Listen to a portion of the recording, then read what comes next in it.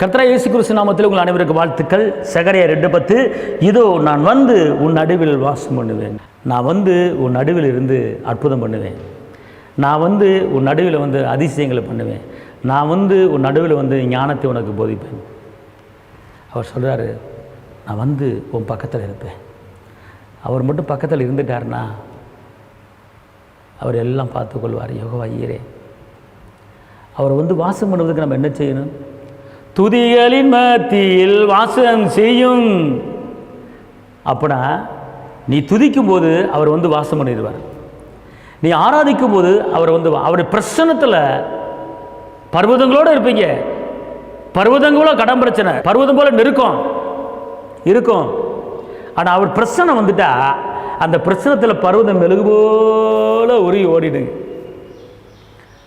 அதான் அவர் பிரச்சனத்தை உணருங்க. எப்படின்னா அவர் வந்து உங்கள் நடுவில் வாசம் பண்ணுறது என்ன அர்த்தம்னு கேட்டால், எப்போல்லாம் அவர் பிரச்சனத்தை நீங்கள் உணர்றீங்களோ வந்துட்டாருன்னு அர்த்தம். அவர் வந்து உங்கள் எல்லா பிரச்சனைகளையும் மாற்றி அமைத்து உங்களை செவ்வையான பாதையில் நடத்துகிற கர்த்தர்.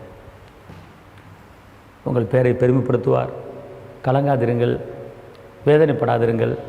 உங்களை நடத்துகிற கர்த்தர் ஒருவர் இருக்கிறார். உங்களை கைவிட மாட்டார். உங்களுக்கு நான் செபிக்கிறேன். தகப்பனை இயேசுவே, நன்றி உள்ளத்தோடு துதிக்கிறேன். இந்த வார்த்தையை கேட்டுக்கொண்டு இருக்கிற ஒவ்வொரு தேவ பிள்ளையும் மேலே நம்முடைய வல்லமை இறங்கட்டும், நம்முடைய பிரசனம் இறங்கட்டும், நம்முடைய பாதுகாப்பு இறங்கட்டும், நம்முடைய அற்புதம் இறங்கட்டும், அதிசயம் இறங்கட்டும். இதுவரை நடத்தின எபினேசர் இன்னமும் நடத்த போகிற ஸ்தோத்திரம். தேவ சமாதானம் ஒவ்வொரு பிள்ளையும் மேலே இறங்கட்டும் ஐயா. குடும்பங்களிலே ஒரு மனது இறங்கட்டும் ஐயா. சகோதரர்கள் ஒருமித்து வாசம் பண்ணுவது எத்தனை இன்பமும் ஏற்றதமாக இருக்கிறது. அங்கே நான் ஆசீர்வாதத்தையும் அங்கே நான் ஜீவனையும் கட்டளையிடும் சொல்லியிருக்கிறீங்க. பிள்ளைகளை பாதுகாத்துக் கொள்ளுங்கள். இயேசுவின் நாமத்தில் பிதாவே, ஆமென். கர்த்தர் உங்களை ஆசீர்வதிப்பார். ஹல்லேலூயா.